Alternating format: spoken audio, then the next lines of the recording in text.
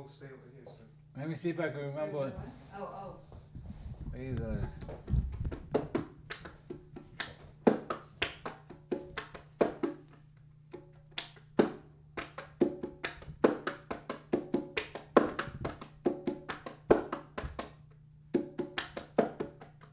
Okay, you have one way which is, why am I, oh, it's my watch.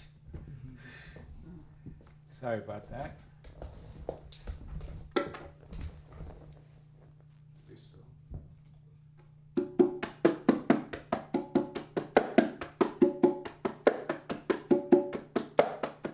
See now my left?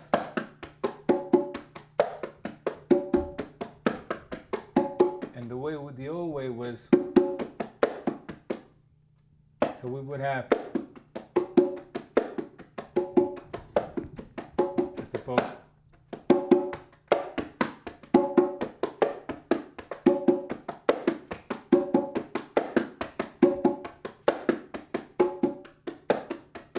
yeah, you're doing more with this hand would just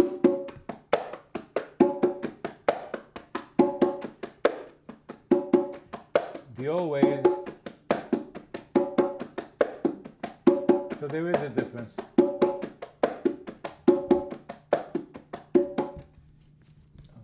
You know, I filmed a lot of Bomba in Puerto Rico, and for me it was actually fascinating to see the dialogue that went on between the drummers and the dancers. I wouldn't say much more so than in the salsa that I'm used to, but it was much more immediate, and it was much more really initiated by the dancer, really, because it's the drum that's answering the where you get that is in rumba. But also in Bomba. Well, in Bomba, yeah. But in salsa, it's just a thing, it's for the dancer. For the dancer, so because the dancer's you're doing the same thing, right? Basically the same thing. So there's no need to, you know? Well, except I think in salsa, the dancer is dancing to the music to the drummer. In Bomba, from what I understand, the drummer is drumming what the dancer dances. So it's a little bit different. Actually, the drum is supposed. Actually, the drum is supposed to follow. The drum is supposed to follow the. The drum. I'm sorry. The drum is supposed to follow the dancer. In Bomba. Right. And in salsa, you have your set. I mean, music, unless you have you have a what is it called, montuno, or the montuno, which is just a steady vamp. Right, but which gives what is the improvising section that gives every instrument a chance to improvise? Solo. No, it's not called solo. It's called something else in salsa. You're not talking about the montuno, montuno, yeah. But that's okay. And the piano has the guajeo. Right. Which is the vamp. That's all that is. Right. Oh, okay. Anyways, I just thought it was, Yeah, no, interesting though. Yeah. And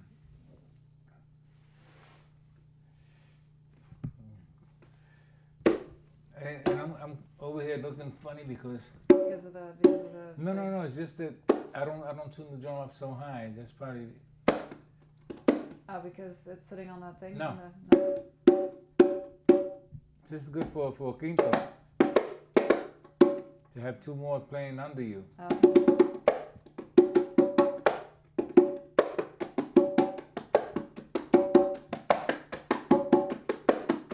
But this, I'm finding out this is the way they play now.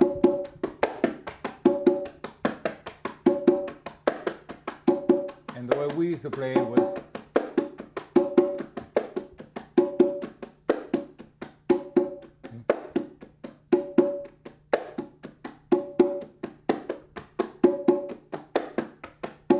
This one stays there, and the other hit is from here, as opposed to the other hit being from here. I don't know, they've messed up the whole thing. Yeah. So what countries do you think are upholding the tradition most at this point? Because I heard Colombia is incredibly. We need to get that out of the picture, right? It's fine. For continuity, it's not it. Okay. Colombia is is really big on salsa, and it's still, you know, I mean, you got concerts and you got. Well, you got Colombia that's big on concerts. I found out not too long ago that Panama. What is it? Was that tape? That last. Is that Colombia? No, that's not Colombia. No, Peru, Panama. I just found out that they get off on playing the stuff that we played back then. You know, I'm going like, wow. In other words, music usually, you know,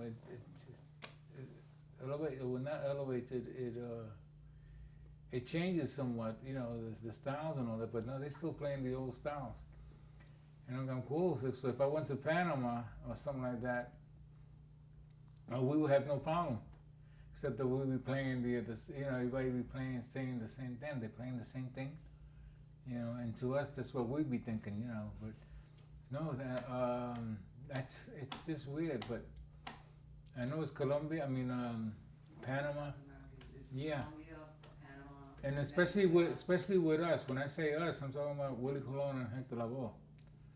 I don't know. It's weird. Just nothing's really changed with that. I'm just thinking that it was some years back that I did a tour with Willie, and that one was weird because I was working with Hector Lavoe now. You know, so when Willie tries to give me a change or like in order to do something. Now I don't feel like I have to do it because I don't work with him no more. I work with Hector. And they don't know it. One time I was doing, forgot where it was at. Did I tell you about it? That Willie Willie was doing the stuff on Channel 13. No, not Channel 13, Channel 47 in the Spanish stations here in New York. And so he wanted to do a couple of extra tunes that are from that you know, and I thought for me the gig was over. Sorry, the gig was over because I already finished what you know. And Hector was something. They had a little something between them also, you know. But I remember Hector one time offering to pay me a couple $100 more if I didn't play the stuff with Willie. So you remember I told you? Oh yeah, and you see it. As a matter of fact, we have it on video, and then you see Hector Willie come up to sing his songs, and when the camera pans around, you know, the stage and all that, you see the timbalero, the horns, this and that, the bongocero. When it gets to the congas, it's just the congas by themselves. And because I finished, so I walked off, you know. And Hector's on the side of the stage going like, yeah, you don't work for him, you work for me. So yeah, okay, you know. But that's the kind of stuff they had going on, you know. And oh boy, it would work vice versa with either one of them. But I love them both. Well, I still do, because we just did a recording with Willie a couple of months ago. When was that recording? Do you remember? The Manguala me did? Huh? Yeah, a few months ago we just did and I always dug working with Willie because Willie what was good about Willie was he was business minded, you know. So as a band leader he was good for that. And sometimes you pay for it because they were so business minded they were taking care of themselves. But no, I love them both. And Hector was just one crazy cat, man. May he rest in peace, you know. And now there's. That was well timed. I think I just want to ask him about his contribution, and then we're done. So as soon as, unless you have an Hector. For Carmen? Do you need to take that? No. Were you going to seg into a Hector Lavoe story, or you just had that? No. It's just that Hector was an incredible cat, man. I was just gonna say that there's like how many movies now that are made? Everybody's making the movies about Hector Lavoe now. And I'm going like, Jesus, you know. Well, I think he's the vehicle, you know, to sort of.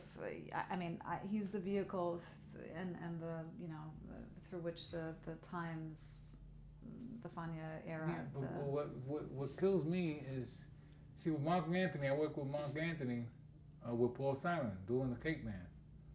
As a matter of fact, that's the sweatshirt that I had on, and then I looked and I said, I took it off. No offense, Paul. But anyway, I put on my Mega Drum shirt, yeah. But anyway, that what was happening with that. And then, what's funny about that is, when we're doing the recording, El Cantante, that's the name of it, right? I'm even forgetting the name of for that new movie, or that movie. When we did the chorus to that, we found nothing wrong with that, because we're doing the chorus for it. We thought that Marc Anthony was gonna overdub or sync what Hector did. We didn't know that Marc Anthony was gonna sing him song, you know. And when he did that like it was, wow. It's having like, wow. It's like pushing me off a truck and just letting me roll downhill all the way, because there's no how can you compare yourself, you know, to Marc Anthony? Is not to talk about his singing, because I call him the crier, because everything he sings is and Hector didn't do that. Hector used to sing, and Hector would, you know, but I mean, to come out and do Hector's songs and actually record them, I just couldn't understand that. Why even Jennifer Lopez, when she did what's that chick's name, man? Selena, when she did Selena, she lip synced all those songs. Jennifer Lopez, who thank God didn't try to sing those songs, you know. So why couldn't Marc Anthony just, you know, and I'm still, well, sorry, Mark, but anyways, the truth. I don't know why he did that. I think it is the truth. I mean, everybody's complaining about it. Yeah. Probably about money. What? Ego. Ego. Stream. Yeah, that too. You know, I mean, but it is. I mean, it's amazing. It is pretty amazing. You know, I mean, you have people all over thinking Hector Lavoe, and I mean, we lost him, so people are expecting to see something. But the viewers, I don't think the viewers are going to say, "Oh, that doesn't sound like." Well, Hector." the most they probably don't know. Well, most. No. You know, that's the funny thing with Hector. Did you know? That's the funny thing with Hector Lavoe. With anybody else, I could agree with you, but with Hector Lavoe, it's just that he had a style and a way of singing that. Right. That Marc doesn't come nowhere near that. Right.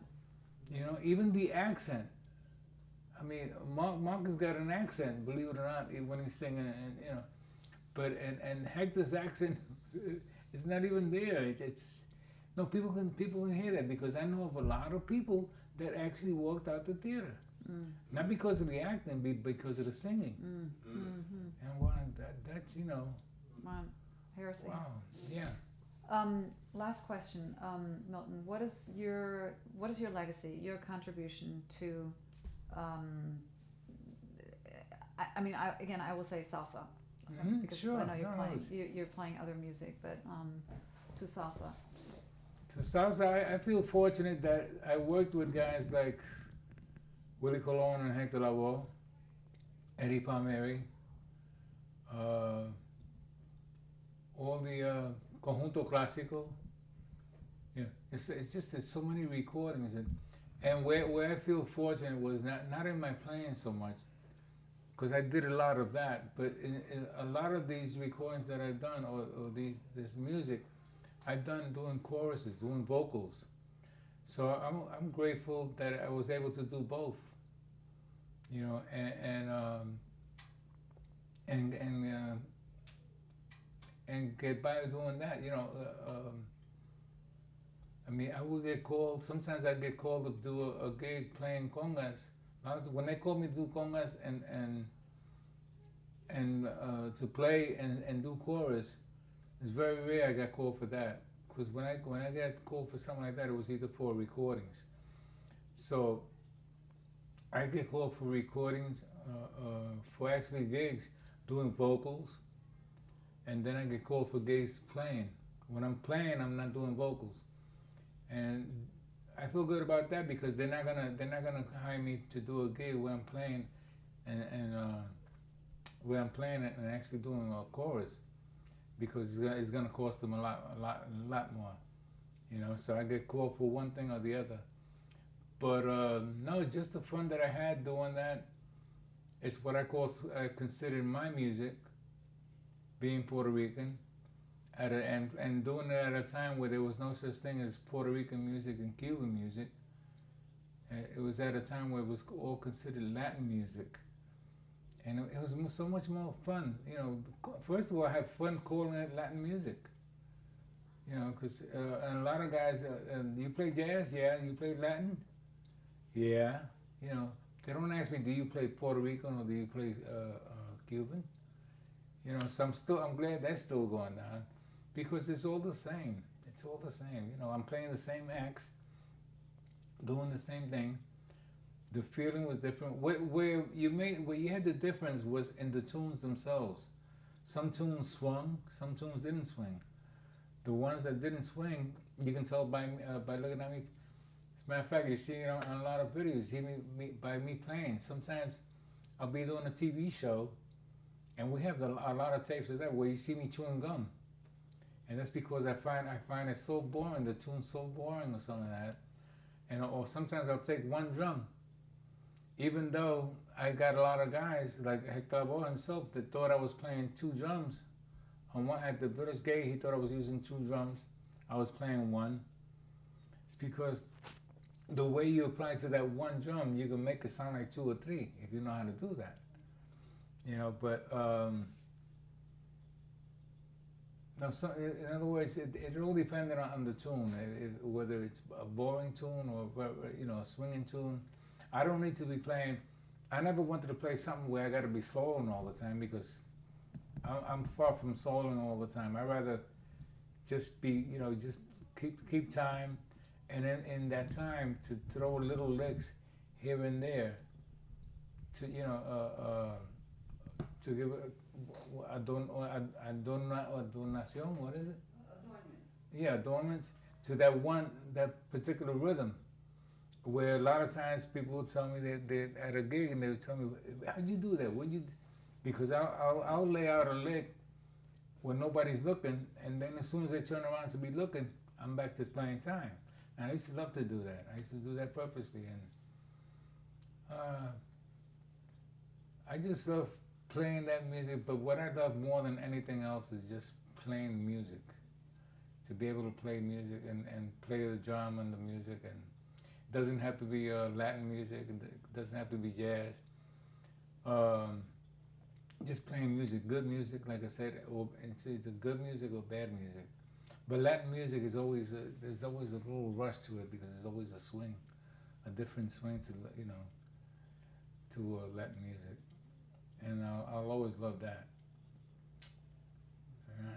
Sounds like we're killing Latin music, right? No. No. Oh, okay. No. This was great. Thank you very much. Sure.